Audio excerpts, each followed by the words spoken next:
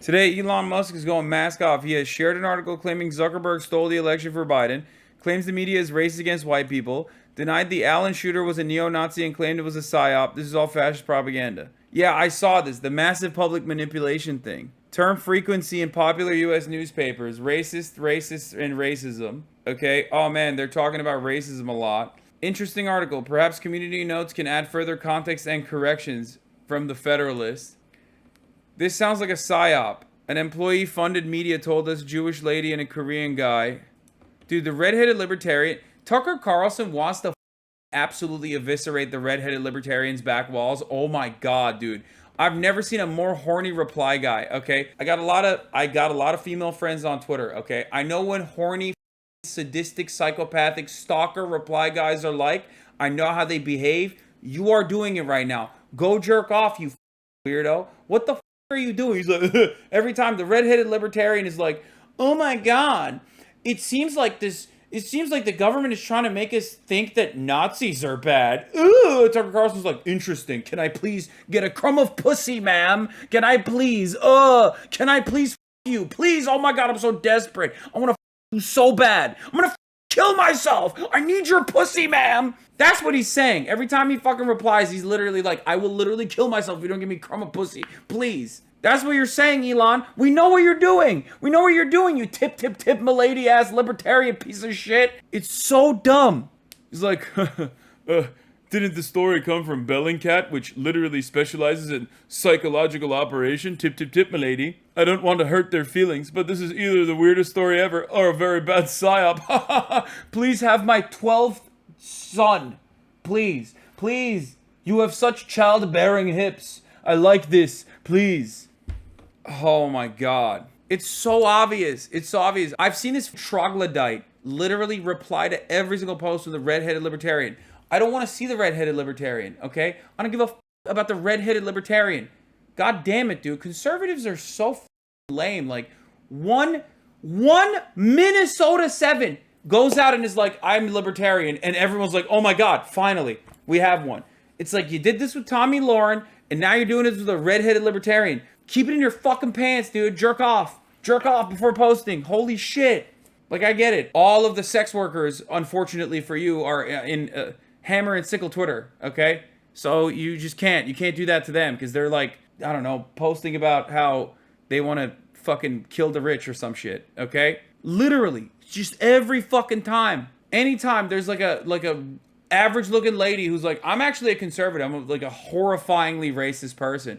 Every conservative is like, oh my god, we found one. That's it. I don't want to see this shit. I don't want to see any of this dumb shit anymore, okay? Since 1968, there have been over 193,500 interracial murders, including 35,000 white women murdered by blacks, 85.4% of female total, 6,000 black women murdered by whites. Let's think about that for a second.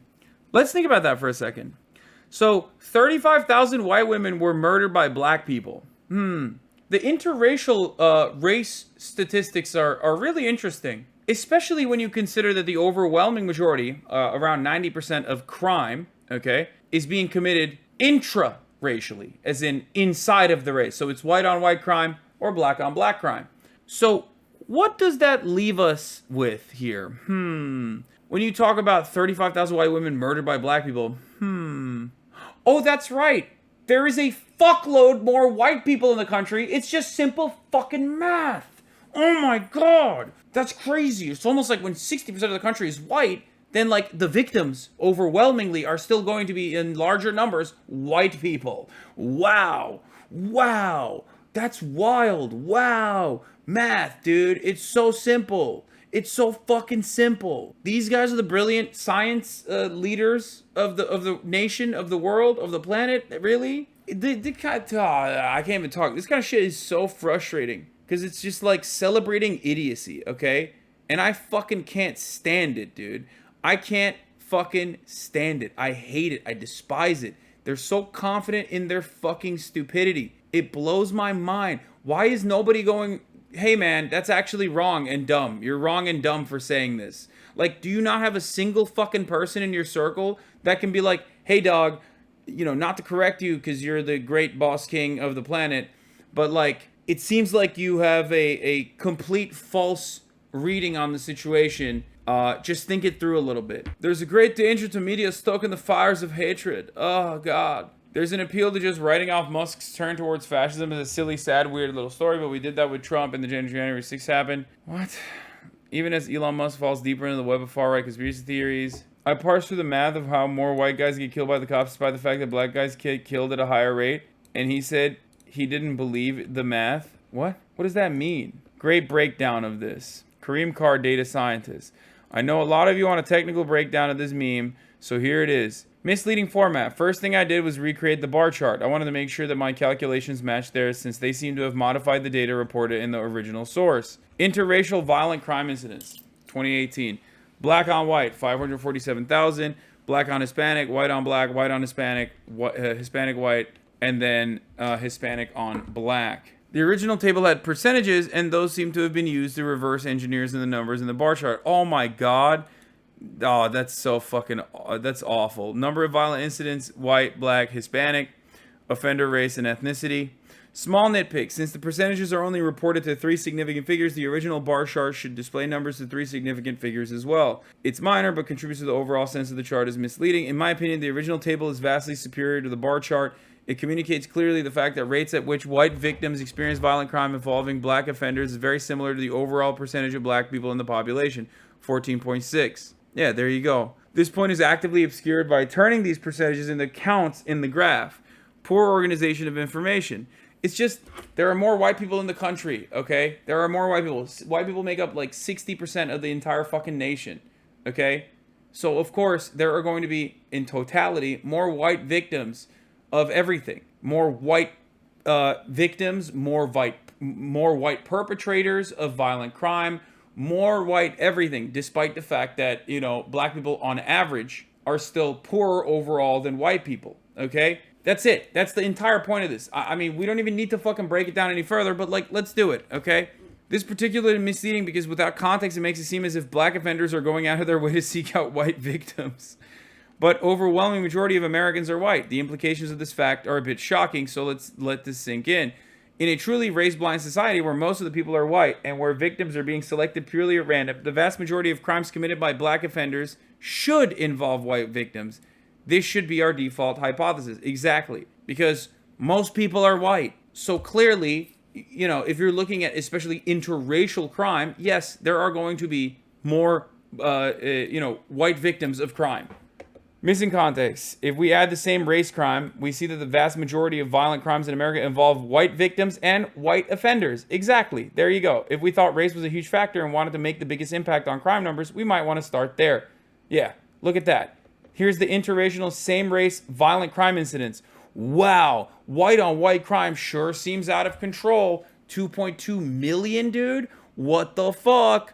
Oh my God, why is nobody talking about white on white crime? You know how people always say, why is nobody talking about black on black crime? Which is like an incredibly fucking dumbass racist thing to say. Because again, this chart doesn't show you this reality because we're looking at totalities now, and that's not how you do statistics. But black on black crime, the rate of black on black crime across the board is identical to the rate of white on white crime across the board, regardless of the fact that, you know, in totality, the white on white crime fucking blows the lid on crime in general, okay? If you know how to read statistics, you wouldn't get duped by this. But if you're talking to a fucking dumbass, like a Republican, you should maybe, you know, sneak this in there. Just be like, oh yeah, that's crazy. Why is nobody talking about white on white crime? 2.2 million incidents, as opposed to the black on black crime, which is 396,000. What's up with that? What's going on with that? What's going on? White offenders cause more violent crime than every other group. If you think race is an important causal factor, then we must conclude that reducing rate at which white people commit violent crime would have the biggest impact on America, not just for white people, but for America in general. Unfair comparison due to age. According to Pew Research, the most common age of white Americans in 2018 is 58. For black Americans, is 27. As you can imagine, there's probably not a lot of 58-year-olds running around committing violent crime. So there's that as well. When we compare the white population to the black population without adjustment, we are essentially comparing 58-year-olds to 27-year-olds. This is not a fair comparison. Unfair comparison due to wealth. It is pretty much common knowledge that black Americans have much less wealth than white Americans. When we compare crimes between groups, we are also comparing across wealth and income levels. Again, this is not a fair comparison. Exactly. Crime doesn't exist in nature, it's socially constructed by humans. When comparing social constructs between groups, we have to ask ourselves if the thing we are observing is socially constructed in exactly the same way for both groups. Do violent crime incidents have exactly the same probability of being reported and investigated regardless of race? Do offenders have exactly the same probability of being arrested? Do arrestees have exactly the same probability of being convicted? Of course not. As we know, the criminal justice system is not exactly too fond of black people and actually mistreats them regularly. Black people have an insanely high percentage in comparison to white people of being cleared of crimes due to DNA, according to the Innocence Project at least, like especially black men on death row. So do with that information what you will. If not, then violent crime might not be a good candidate for comparison measure between groups. Race can be an emotional topic, so let me explain this with a physical example. I know what I'm saying sounds like squishy humanities issues, but it's actually 100% rock hard science issue. Great TikTok explanation of this. So you might have seen this tweet going around by End Wokeness, which has even reached the richest person in the world. The replies are to believe this graph shows some factual statistic. But this is pretty stupid, so there's a couple things I would like to point out here. First off, anybody with half a brain who's taken at least 3 seconds of a stats course will think it's very strange that this data is being reported in absolute numbers as opposed to rates of population. Because guess what? White people make up the majority of Americans. So obviously they're going to make up the majority of victims. Similarly, black people are obviously going to make up a smaller percentage of victims in the country just based on the fact that there are far fewer black people. But the explanations are obviously not that simple, so I'm going to need to see a better representation of this data in order to get a better picture of what's actually going on here. Here it is. First thing you'll notice that the majority of violent crimes committed against white people are committed by other white people. Similarly, the majority of violent crimes committed against black people are also by other black people. You've probably heard of this before. It's essentially proximity crimes. Most of the time, violent acts are committed against people that are physically close to you, and most of the time, that will be people of the same race. And according to this data, 15% of violent crimes committed against white people are committed by black people, which is a very familiar looking number for some reason. Although, I don't know, I'll have to get back to you on that one. But wait, oh my god, white people are only the 10%. Before all the Ben Shapiro's here having an orgasm, let's use our critical thinking brains for a second. So this is not based off crime statistics, this is a survey, which means it is obviously subject to people's own feelings about their victimization, which can certainly come with biases. But let's assume all this data is entirely accurate and ask ourselves, why would it be that white people would commit violence against black people less often than black people would against white people? Remember, the overwhelming majority of crimes are not race-based, so we have to ask ourselves, why would a certain race be a victim in a non-race-based violent crime? And again, this has to do with proximity. And look, I've traveled a lot of the United States, including a lot of rural and suburban America. And I can tell you, if you live anywhere here and you want to commit a crime against a black person, good luck. Honestly, even if you live here, unless you live in downtown St. Louis or Chicago or something, if you commit a violent crime, the odds of the victim being black are very, very small. I can demonstrate this a little bit more clearly by taking a look at my lovely hometown, Long Island. Roughly 10% of Long Island is black, Nassau and Suffolk County, which is roughly similar to the national average. However, of the 291 communities on Long Island, half of the black population live in just 11 of them, and over 90% of the black population lives in just 62 of them. Which means the remaining 230 communities on Long Island consist of only 10% of the black population. Which means white people growing up on Long Island will almost certainly grow up in a town like this. I.e., if a white person on Long Island were to commit a non-race-based violent crime, the odds of the victim of that crime being black are very, very small, just by virtue of the fact that most white people on Long Island only live around other white people. You might say, wait a minute, shouldn't the exact same thing be true in the reverse? Except, no, it actually shouldn't. And we can see this by taking a look at Bed-Stuy, which I was surprised to see apparently has one of the highest concentrations of black residents in the United States, which was surprising because only 45% of Bed-Stuy is black. Which means, by the way, even in a community that has one of the highest concentrations of black people in the country, if a violent crime is committed here, there's still a 30% chance that the victim would be white. But let's say you live in Bed-Stuy. How far would you have to travel to commit a violent crime in a predominantly white neighborhood? Well, you'd have to go here. And so ultimately, the big difference is that the overwhelming majority of white people in the United States do not live in close proximity to black neighborhoods. However, the overwhelming majority of black people do live in close proximity to other white neighborhoods. Maybe not next door neighbors, but at the very least within 5 miles. Which means if you take a white person and a black person at random and have them commit a violent crime where they are, it is much, much, much more likely that the black person would be committing a crime against a white person than it would that this white person would be committing a crime against a black person just by virtue of who is around them. And remember, all of this is amplified by the fact that 70% of the United States live in suburbs or in rural areas, and 75% of white people live in suburbia, both of which are incredibly segregated. But truthfully, all these crime statistics get a little bit mucky because, first off, crime statistics is really hard to determine in general because they're confounded by multiple different things, including poverty, education, how many police there are in a certain area, because obviously two communities. How, you've never thought about that before? What do you mean? I just described it. For the record, this is Stats 101, and this is just like American Experience 101, which is why it's infinitely more. This is literally what I just described before this TikTok video.